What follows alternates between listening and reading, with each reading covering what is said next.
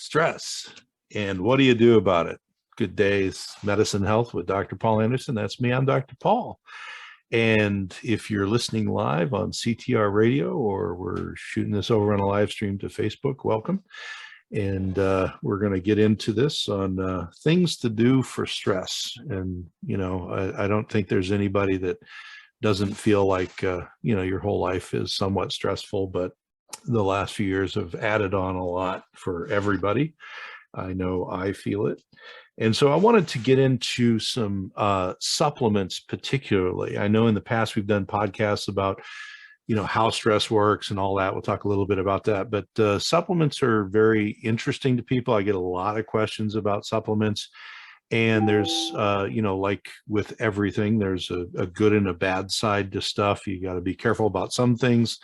Some things are quite safe. So we want to just jump in there and start talking about what kind of supplements are going to be the best to help your body deal with stress. Now, one of the things you want to think about is you can go, especially if you go to, you know, a supplement store, or even worse, if you put into, you know, your search bar supplements for stress, you'll get 8,000 or 8 million things. And so today we're not going to talk about 8,000 things, but I kind of got things broken down into three big categories. So there's herbs or botanical medicines. So those are very popular. There's vitamins and minerals, the nutrient end of things. And then there are the fat end of things. And you think, well, fats, that sounds a little bit weird. Well, we'll explain that coming up.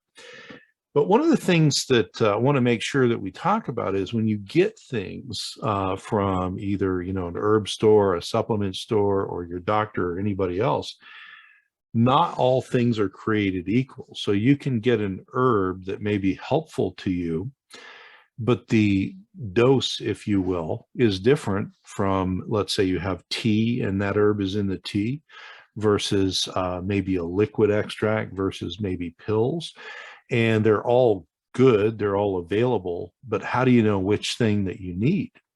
So the first thing I want to talk about, because this will apply to everything that we're going to go over today as far as supplements, is your tolerance is individual to you. There are literally people who all they need is the tea version of a plant medicine or a very low dose of a nutrient, and it makes a huge difference in their life. There's other people that their metabolism is such that they require large doses of the exact same thing. And you can see this in families. You know, there'd be one person who's, you know, blown out of the water if they have, you know, 3 cups of the tea.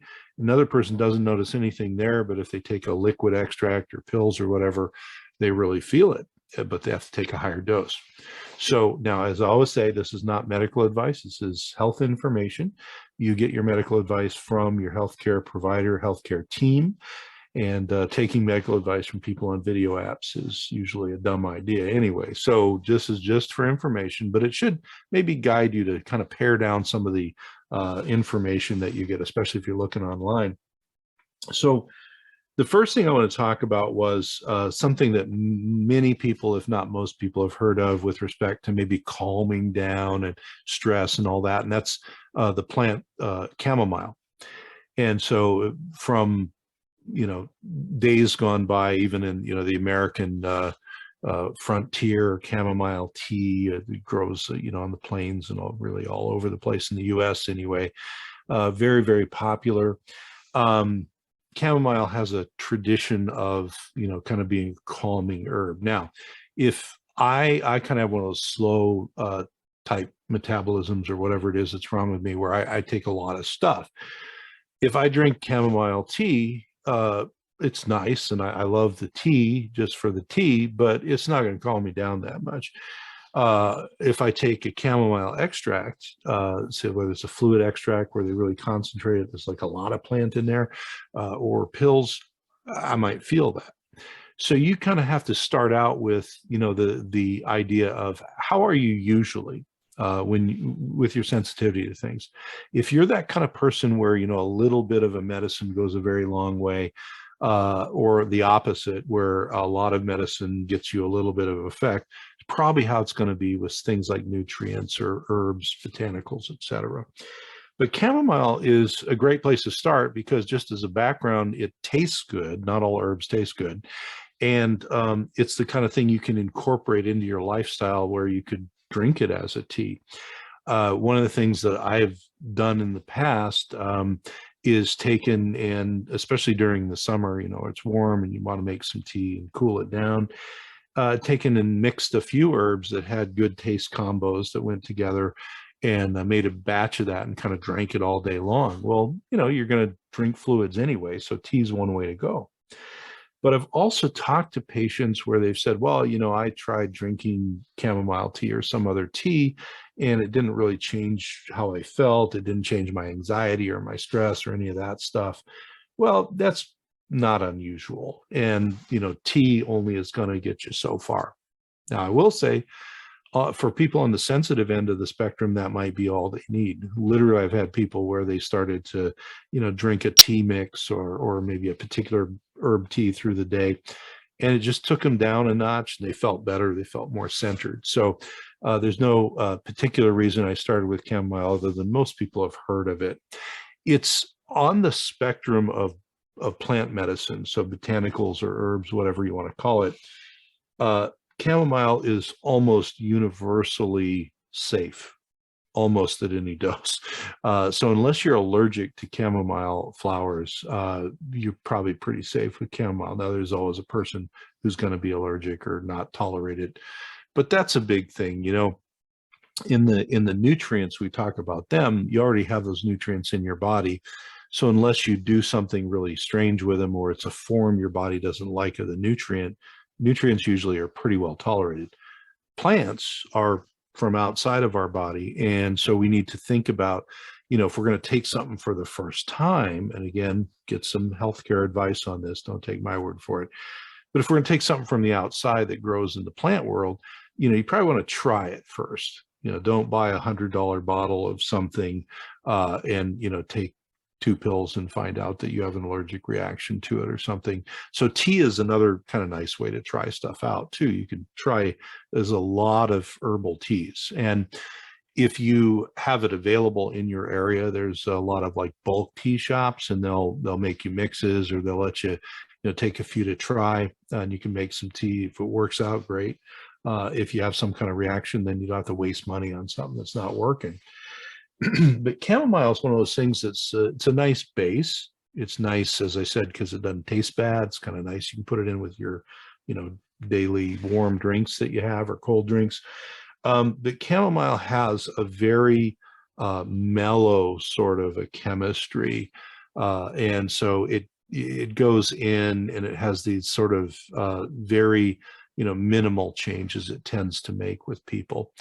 So much so that we use it a lot with, little children and even babies, to help. I've done, chamomile infusions in babies' baths, kind of calm them down. It actually works pretty well that way.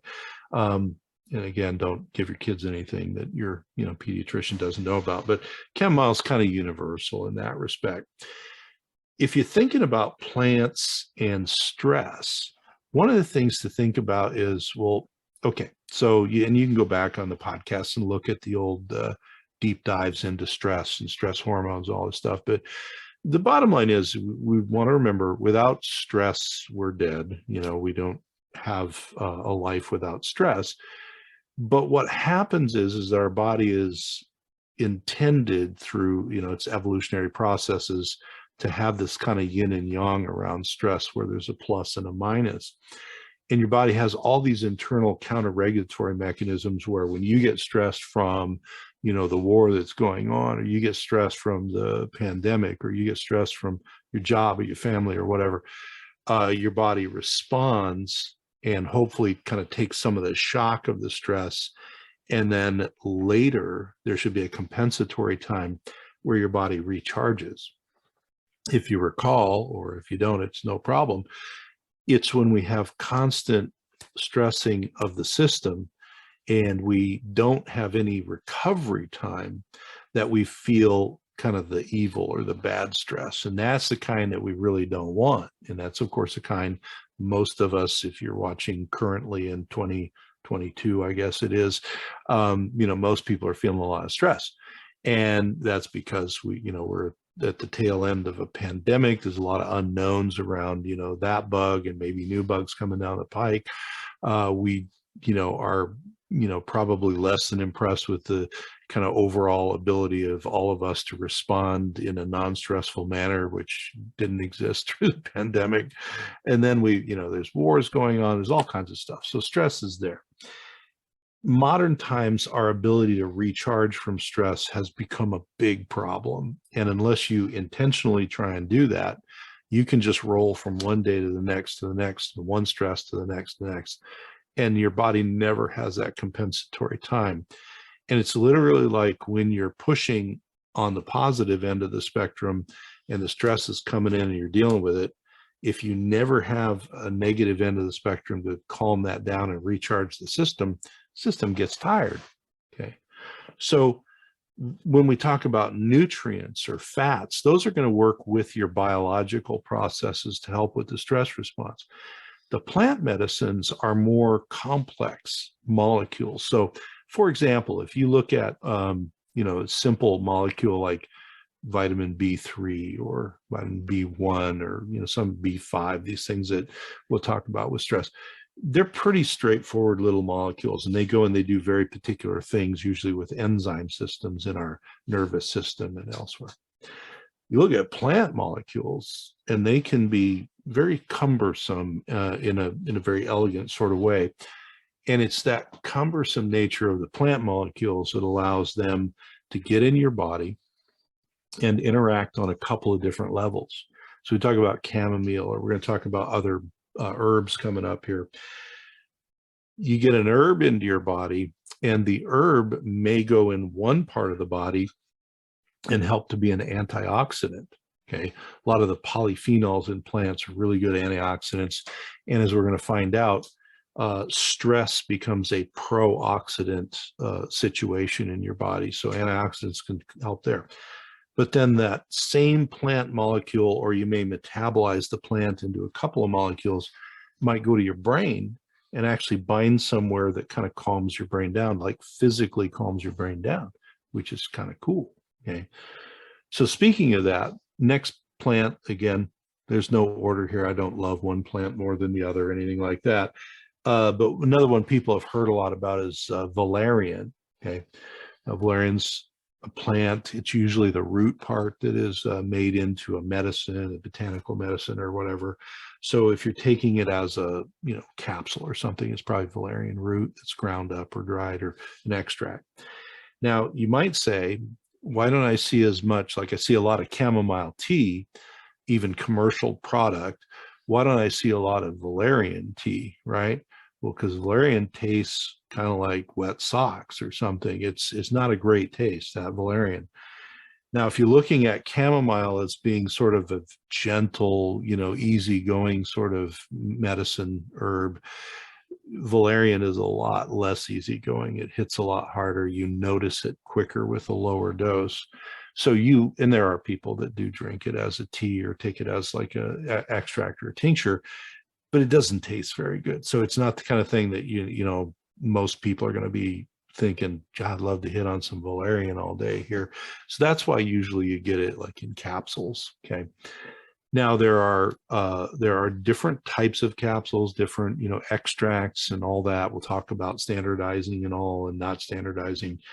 But if you look at like chamomile on one end of the spectrum and then valerian on the other end of the spectrum, it's sort of like if chamomile is like a 2 out of 10 as far as its ability to get in you and help with the calming, valerian's like an 8 out of 10. A lot of people will kind of take them together, so that's another thing I want to do as we talk about the plant medicines, especially, is kind of rate them for you. So, you're going to be taking a lot of chamomile to calm down unless you're super sensitive, whereas you can take a lot less valerian. Now, with any plant, with anything, but with any plant, there are people who are allergic or sensitive to these plants. So this is where I'm saying, try some first, get medical advice first, then try it before you buy a whole bunch of it. because there are people, you know, it's rare. Most people with valerian, they feel calmer, they sleep better, they feel, you know, kind of more level. But there are some people who get paradoxical reactions. So the valerian is supposed to calm them down and it kind of speeds them up. That's very rare, but it can happen. There are some people who are just, you know, sensitive, like their digestive system doesn't do well with it. There are some people rarely who are allergic to, you know, certain plants. So that can happen too. But another strategy people will use sometimes is, let's say that, you know, they're concerned and they don't want to take a real strong, you know, anti-anxiety or stress type herb, calming herb during the day, you know, they're until they know how it feels. A lot of people will do like a 2 or 3 out of 10 herb during the day, like, you know, drinking the chamomile tea all day long or taking some chamomile. And then when they get home, you know, before dinner, they might have some valerian. And then after dinner, they might, you know, kind of load it up in the evening until you sort of get a feel for it. Now, valerian for most people is not going to make you unable to, you know, operate heavy equipment or any of that stuff. But you do, you know, it is stronger. You do want to kind of feel that.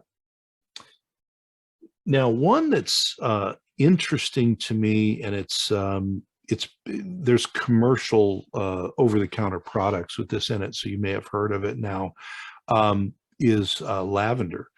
So lavender extract, again, don't go and get something not made for oral use. So don't get like lavender oil and drink it or something like that. Dumb idea. But there is a lavender extract that's actually been in research studies looking at anxiety and stress response and all that with lavender extract. And there's some over-the-counter, as I said, you know, things that are certainly in supplement stores, but now you can kind of see lavender's worked its way into the, you know, the grocery store herb aisle and stuff. Lavender can be very good at helping to kind of calm the ship down, kind of balance things out. And one of the ways that you can kind of look at these plant medicines and herbs is whether it's, you know, valerian with a bigger punch, or chamomile, very, very gentle, or lavender, kind of, I look at that as a kind of middle of the road guy.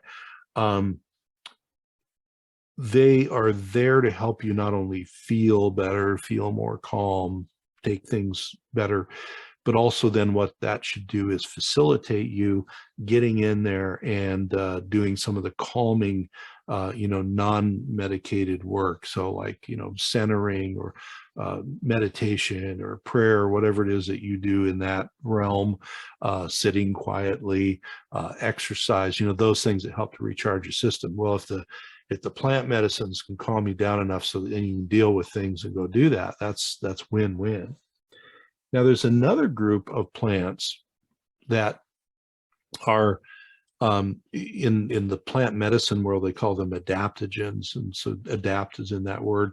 And their job is to kind of level the ship out. So if things are too high, it kind of brings it down. If they're too low, it kind of brings it up. So they're really there to, you know, kind of round out your nervous system response. One of my favorite plant medicines for this, which is very popular and it's in a lot of formulas and stuff, is ashwagandha. So it's often thought of as an Ayurvedic herb. It's very common now, even in North America, etc. But ashwagandha is one of those that kind of balances things out. So people will use it for kind of background stress support, because it's considered, and this is a simplification, but it's considered to help your peripheral stress system a lot, like your adrenal glands that make your corticoids and your fight or flight hormones and stuff. So a lot of people will take like ashwagandha, and I would always tell a patient before they would take it, well, try it, obviously, but try it in the morning first. If it makes you tired, take it at nighttime. If it gives you energy, take it in the morning. It literally is adaptogens. Whatever your body kind of, wherever the weak link is, it'll send you in that direction. What I tend to notice with people with these adaptogenic substances is, if you've really burned the candle at both ends, and that, you remember that yin and yang, so the plus of stress and the minus of recharging. If you haven't been doing any recharging, a lot of these adaptogenic herbs will kind of force the issue and make you tired, like it's time to rest, because your body knows it's needing this rest. So that's totally cool. Just, play into what the plant is telling you to do, basically.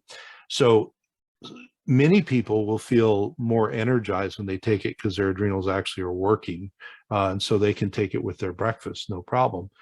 But if you take it and then you just want to take a nap, I wouldn't do that unless you have nothing better to do. And I would take it in the evening.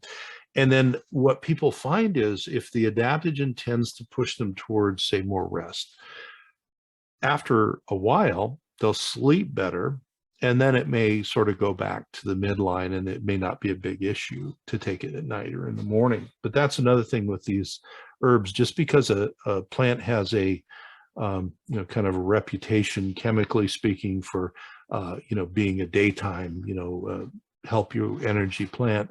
If your body is really worn out, it may push you into daytime, let's sleep a lot sort of a plant. So ashwagandha is a big one there. Now, of the plants, and I've used, thousands and thousands of doses of ashwagandha with patients in, recovery and, tuning up their stress response, all this stuff.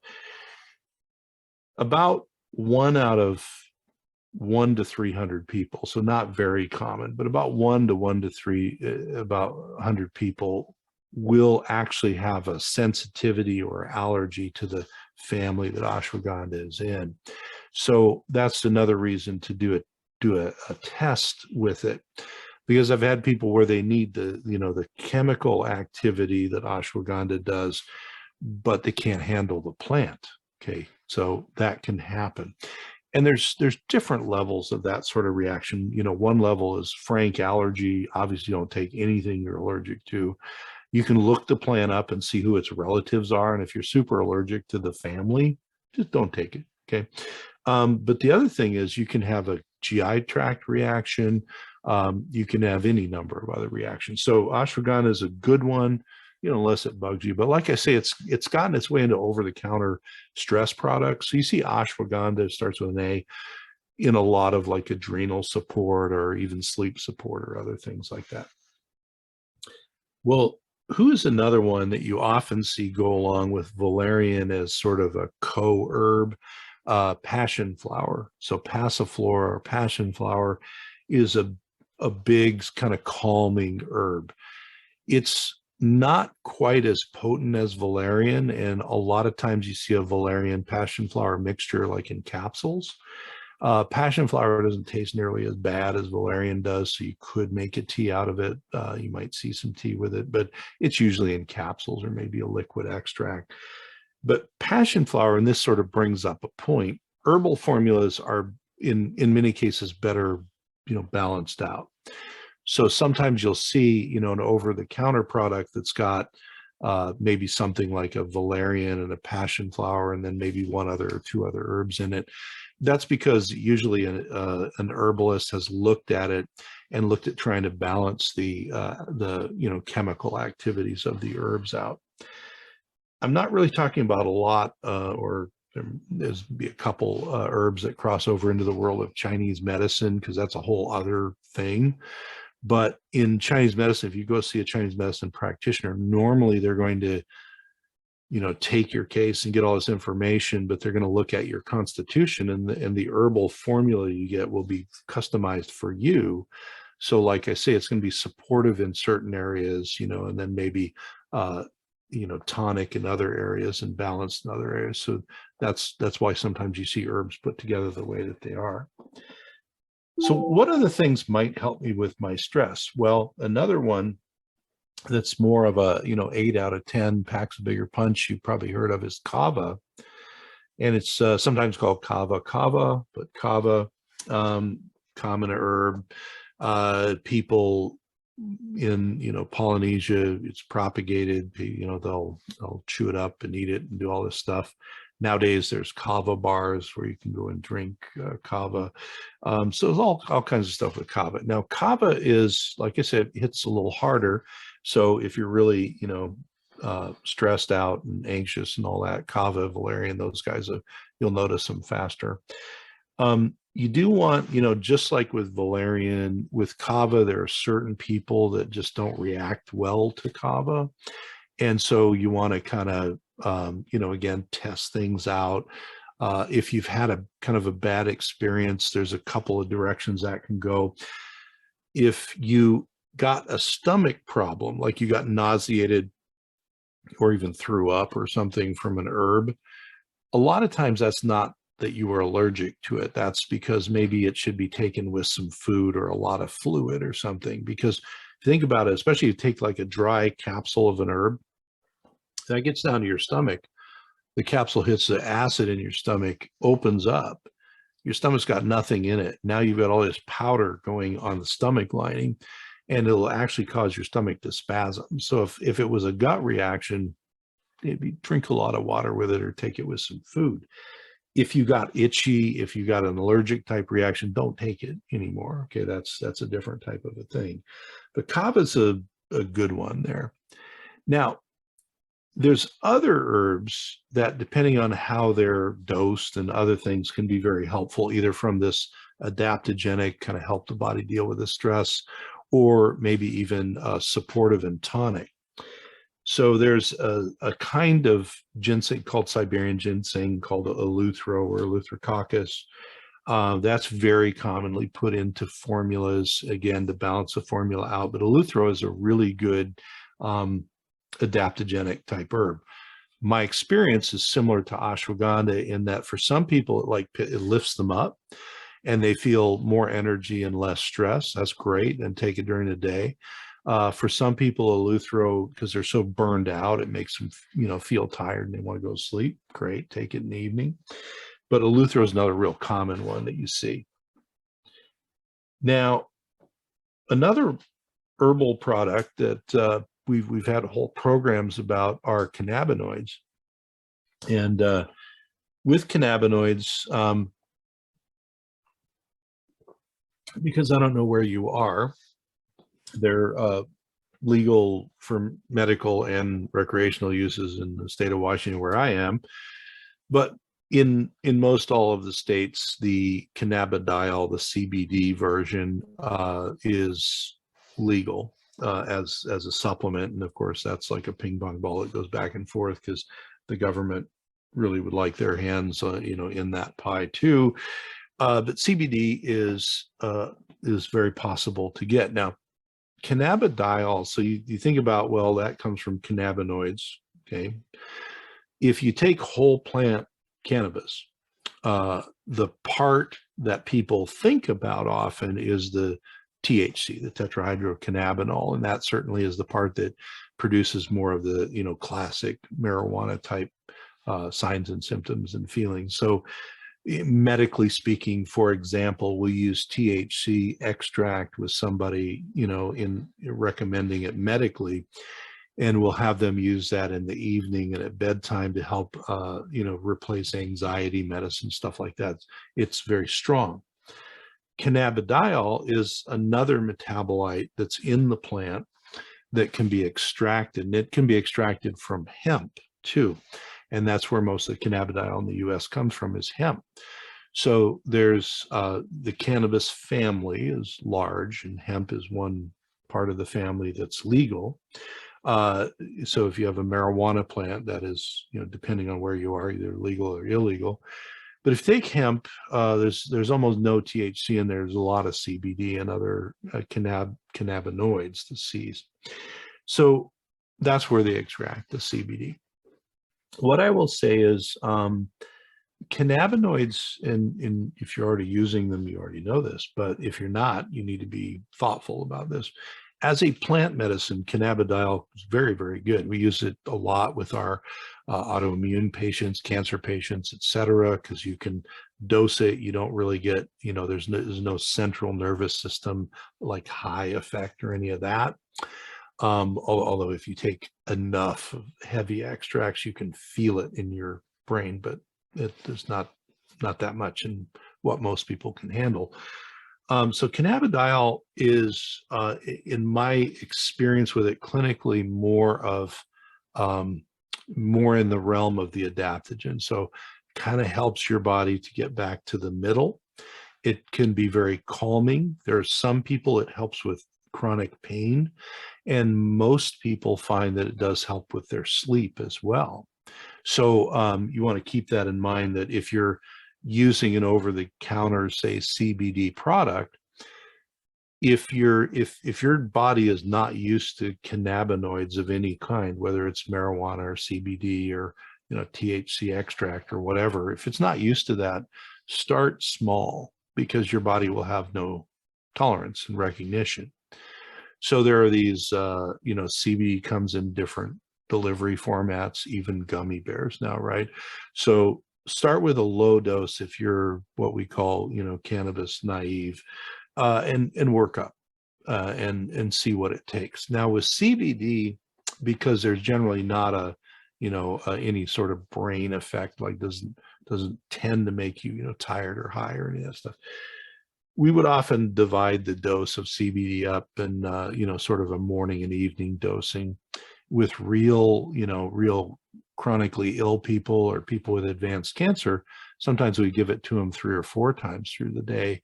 But it's hard if you're out and you're not terribly chronically ill. It's hard to remember multiple doses.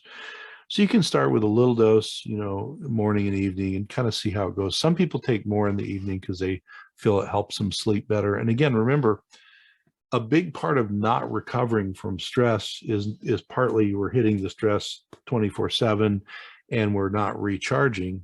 Another part of the recharge is getting appropriate sleep. And it turns out that there's a lot of drugs that we give people for sleep that have this dichotomy, and it's a problem. And that is that the drug will make you unconscious, so you believe you're sleeping really well, but it also doesn't put you into the right type of sleep patterns to give you restorative sleep. So drugs are a little tricky in that way, where yes, we can knock you out, but that not being unconscious doesn't always mean good sleep. So CBD for many people really helps with sleep rhythms. And as I said, it's more of like an adaptogen. And I think it's very useful in that respect if you want to use it. Some people are very uncomfortable using any cannabinoids, and that's fine. And then there's some people that have had, bad reactions like you can with any plant medicine. Then don't take it. Don't use it. There's zillions of plants out there. I know that, on internet radio, this goes all over the world. And one reason I'm picking these particular plant medicines to talk about is they're commonly either grown or used in North America, where I am. But I've also traveled to many places around the world. And for instance, when I was in Korea, there's a branch of Korean medicine called traditional Korean medicine that uses very, Korean-oriented herbal preparations and things of that nature. As we've talked about with Chinese medicine, it's a whole different group of herbs and lexicon for putting those herbs together, and that works really well. In India and that part of the world, Ayurveda is a very big influence. And like I said, we have some Ayurvedic herbs that we use kind of crossing over. But Ayurveda, Chinese medicine, traditional Korean medicine, other traditions tended to use more of this balancing approach with herbs. So one of the things, I always say, well, don't take medical advice from people on video apps. And here I'm on a video app telling you about medicine.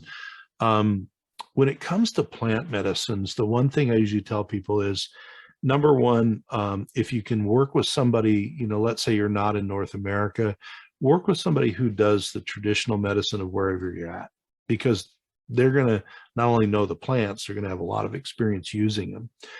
The other thing is, if you can find a healthcare provider who has training specifically in what we call botanical medicine or herbal medicine, that really helps too, because, for example, with the type of medicine that I practice, I am trained in sort of the standard, I can give you a drug for X, Y, or Z, comfortable with that. We also had extra training on, botanical medicine, so I can do that if I need to, or if I need to mix and match, I can do that. But a lot of my colleagues, who don't have specific training in botanicals or herbal medicine, they're not really going to be able to guide you very well. So if you really want to get into herbal medicine, especially if you have a more complex case, you want it balanced, In North America, I would recommend working either with a North American herbalist. Those are people are available. Naturopathic doctors, any Chinese medicine provider generally, who, you know, acupuncturists or doctor of Oriental medicine, et cetera. They're going to, of course, do that type of herbal medicine. And then in North America, also, there's a lot of traditional North American healing practitioners that use, you know, endogenous local plants. And a lot of them come from either the, you know, First Nations, Native American type traditions, et cetera. So that, like I was saying, there's no place you can go in the world where there's not a resident herbal tradition, even if it's got 100 or 200 years of medicine layered on top of it, it's in there somewhere. So if you're going to mess around with a lot of plant medicines, find somebody to help guide you there. But generally, you know, unless there's an allergy or something, very safe. Now, as we kind of transition, because I did promise to talk about other stuff, I do want to say there's a couple of kind of universal things. So if you have a supplement or a liquid extract or whatever, remember that thing about empty stomachs and supplements. So take all your supplements with food unless told otherwise by the healthcare provider or your guide or whoever's doing this with you. And the reason I say that is, while sometimes the absorption slows down a little bit if you take it with food, it also is no fun if you take a supplement and then you throw up and you have that association now with that supplement. So it's just better start out, take it while you're eating, and then you can branch out and, you know, explore taking things on an empty stomach later. So that goes for vitamins, minerals, herbs, whatever. Okay. Now, what about nutrients, and why did you say nutrients are a little bit different? Well, again, if you look at these big structures that come in plant medicines, they're complex. They have a lot of different chemistry to them. They can level out, you know, oxidation, which helps out a lot. Less oxidized your brain is, the better it feels. They can bind to receptors and do all this stuff. Nutrients often are helper molecules that help, for instance, the enzymes that operate our neurotransmitters. And neurotransmitter balance is kind of where it's at for how your brain's feeling. And stress messes with the way your brain's feeling. So a lot of nutrients are there to help the enzyme take you from the brain trying to make a neurotransmitter to actually making it. So a lot of things like your B vitamins and your minerals, especially your trace minerals and B vitamins together, aren't a big part of the binding of the neurotransmitter that makes you feel better and more calm. But without them, the enzyme slows down that makes that neurotransmitter. So when we talk about like B vitamins and certain minerals and stuff like that, that's their biggest role. Now, are they also involved in other parts of making these neurotransmitters, or maybe the action after the neurotransmitter binds? Sure, they're there. But their biggest role is as what we call enzyme cofactors. So if I have, for example, I have the amino acid tryptophan in my brain, right? Most people have heard tryptophan helps to make serotonin and a bunch of other things, by the way. Well, if I don't have enough of the B vitamins that turn on the enzymes to make my tryptophan metabolize into things like serotonin, I will have slow enzyme activity. So the enzyme won't stop, it'll slow way down.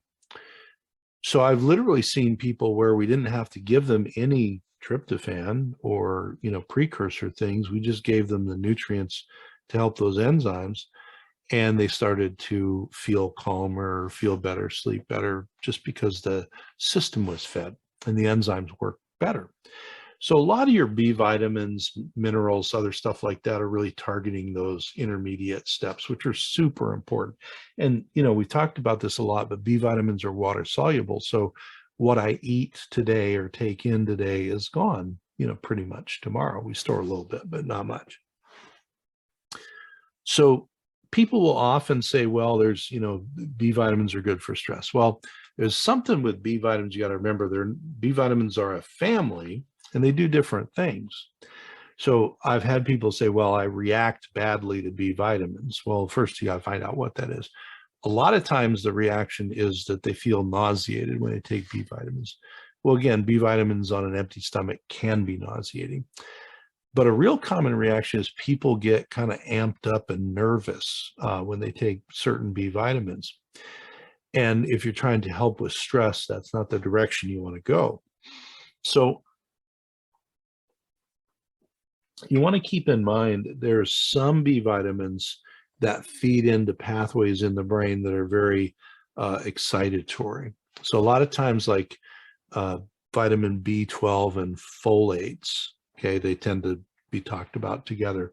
They feed into a lot of the enzyme systems that help you convert and make the more excitatory chemistry in your brain, which is great if you're fatigued and all that stuff. But if you take them right before bed, you may have trouble sleeping. Or if people say, man, I took this active B complex and I was jittery all this, like I had a pot of coffee.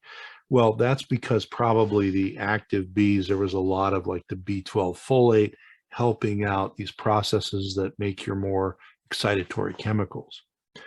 But on the other hand, there are B vitamins that are used specifically to help kind of level the ship and calm things down. So two of them, and they're numbered together. A lot of B vitamins have a number. So vitamin B5 and B6, pantothenic acid and pyridoxine, 2 Ps.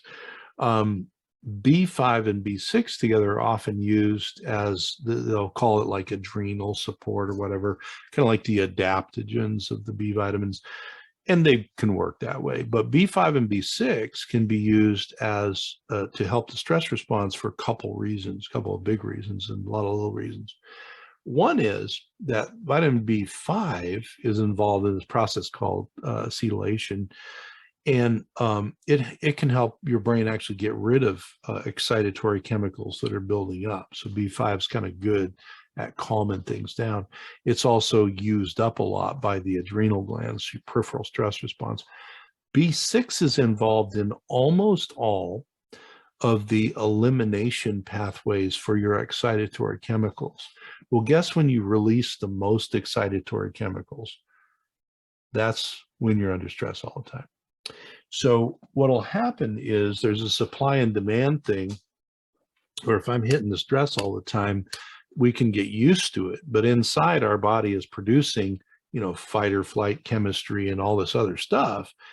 Well, you got to get rid of it too. So just like, remember I said, there's making the neurochemistry, there's enzymes involved in the production. There's also enzymes involved in the elimination. And we've literally had people where their production side worked really well and they're stressed out all the time, and their elimination side burned up all of its B vitamin cofactors. So they just felt like, literally amped up all the time. So B5 and B6 are often used together. Now you want to remember that the B vitamins usually go with minerals. B6 always runs around with magnesium, and people use magnesium to calm down. Well, B6 and magnesium go together just like peas and carrots, works really great. And again, get medical advice before you take any of this stuff. But this is why you'll often see like a adrenal support or a stress support supplement. And it may have other B vitamins, but there'll be maybe a lot of B5 and B6 in there. And that's largely why they're there. Another one that goes with that sort of in the middle of the road is vitamin C. Now, vitamin C doesn't do as much of the cofactor business, where it's helping enzymes, does it in different ways. But vitamin C is used in extreme quantities by your adrenal glands, the peripheral stress center in your body, and there's related gland material to your adrenal glands, and they love vitamin C. Vitamin C is also water soluble, so what I take in today, I either use or I urinate out. And so vitamin C is extremely under demand, under stress. Well, if you think about it, and we've talked about this, like with people getting sick with COVID and other stuff like that, if you're fighting off the bugs around you and all that, and you're feeling pretty good, and then finally, the final bug gets you or whatever, you've used up a lot of these water soluble nutrients, especially vitamin C goes way down. Well, vitamin C helps with a number of things. One is it helps with oxidation, keeping it down. Remember I said that's less oxidation, happier brain. Another thing that it does is it actually helps in the production of some of your stress chemistry. So it's used up a lot there. And it also helps in other places to help kind of calm down some of the excitatory chemicals that can be released.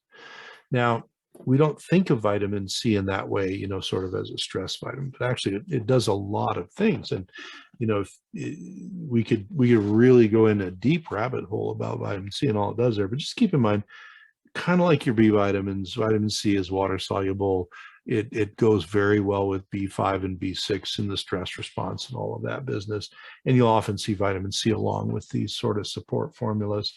What I do usually recommend to people is not to freestyle too much. So don't just get like a lot of one vitamin and take it, because the B vitamins tend to run together in parallel pathways. So if I take a whole bunch of one and I make that pathway go fast, it will make the parallel pathways go faster. And if I don't take those other B vitamins, they'll get deficient.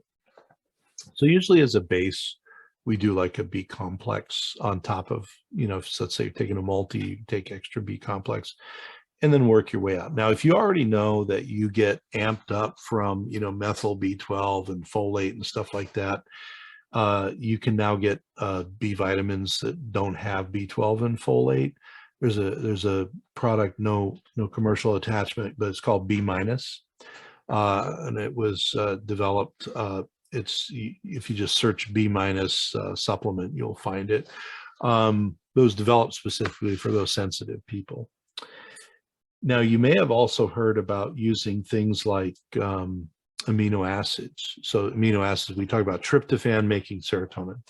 First thing we want to think about with amino acids is they're also a water soluble structure. They're a little more cumbersome than some vitamins, but we do store them up in our nervous system and other places. Our liver stores them up, our brain stores a lot of amino acids and muscles, etc. So when we're thinking about that, I'm not going to go through all the amino acids you could use, but I'm going to talk about the ones you probably heard about the most. So we'll start with one that we talked about earlier, and that's tryptophan, or 5-HTP as a common supplement, which is just one step down metabolically from tryptophan. So the thing you want to keep in mind is if I'm giving an amino acid, I'm doing something usually on the synthetic side. That means that the enzymes are going to have to work harder. So we've had people where they're taking like a tryptophan or 5-HTP or whatever, and it doesn't seem to be doing anything. And we give them the B vitamins that help with the conversion of the tryptophan 5-HTP down to serotonin and melatonin and stuff, and suddenly it starts to work. So this is where I was saying you sometimes have to balance these things out. So you'll see sometimes, like in supplement stores or maybe online, a calming or antidepressant or anti-anxiety formula, and it might have like tryptophan or 5-HTP, but then you might also see some of the other B vitamins in it. Well, that's the reason that they're in that formula, is to support the enzymes that are moving the amino acid down the trail there. Again, not medical advice. You get your advice from somebody who's trained, but 5-HTP, tryptophan, they're over the counter. A lot of people use them, and a lot of people that aren't getting results, either they don't need it or they don't have enough B vitamins to back it up. But tryptophan and 5-HTP kind of go tryptophan first, then 5-HTP, then downstream it becomes serotonin. Downstream further, it becomes melatonin. So it tends to be more on the leveling and calming side of things. So if that is an area that your doctor thinks needs some addressing, great, you can get into that. There's other ones like if you think about the the supporting cast, right? So like the B vitamins are there to go help the enzymes do their job, really. They don't do the job of the enzyme, they help it. Was a super important amino, and it's used a lot. A lot of people think about it like with,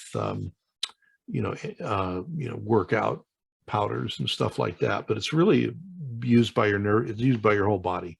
Your nervous system loves it. It's called taurine. Well, the reason that taurine really does what it does is it is a supporting cast member that is crucial to the way every cell in your body works, but especially nervous system cells and muscle, which is why you often see it in workout powders.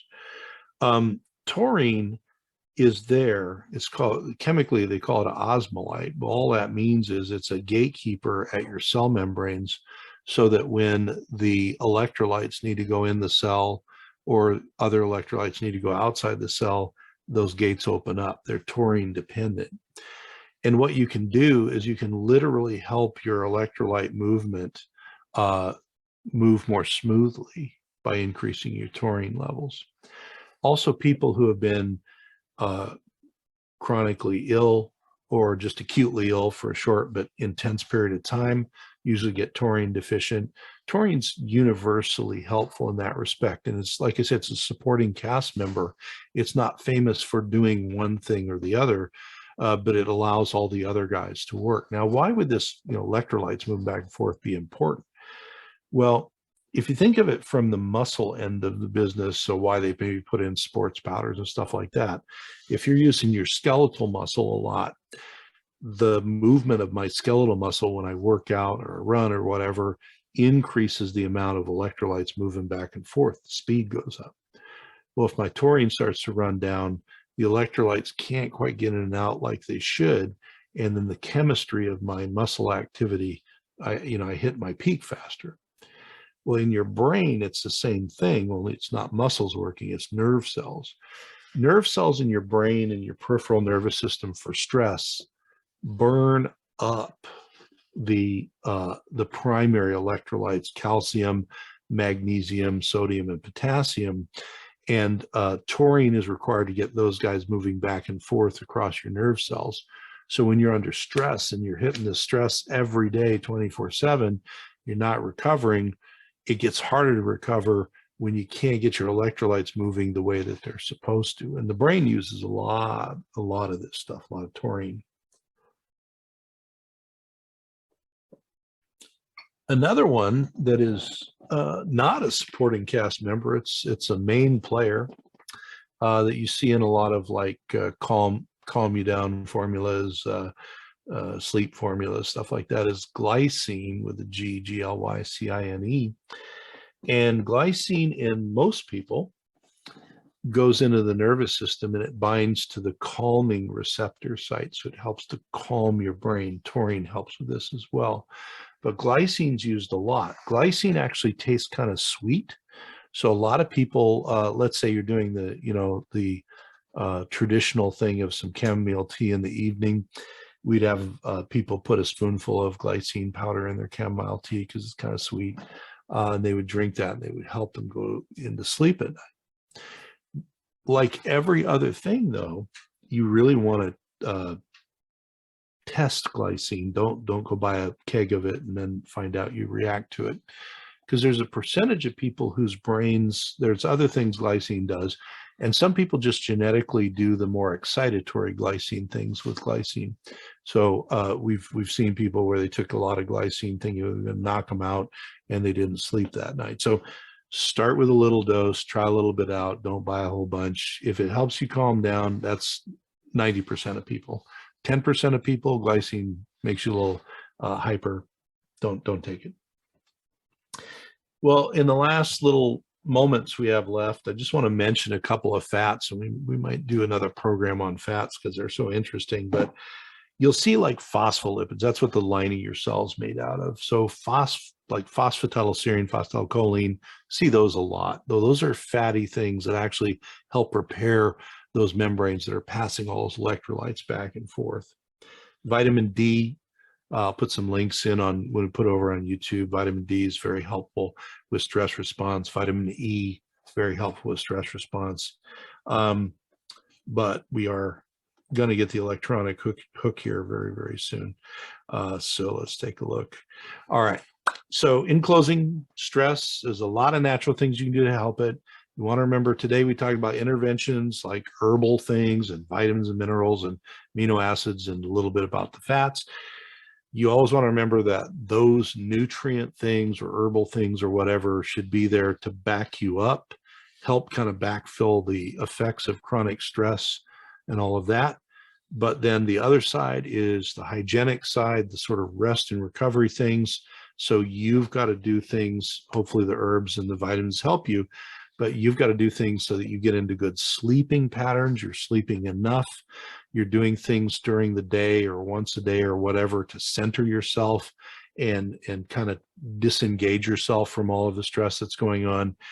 And the hope is then that the herbal or vitamin, mineral or amino acid or lipid or all combination of external things you put in make your body feel better so that it can actually go and you can do things like sleep better and do your centering or your meditation or your prayer or whatever it is you do there, and maybe get a little exercise and stuff. And that will overall help you get some of this hyper stress that we've all been under back under control.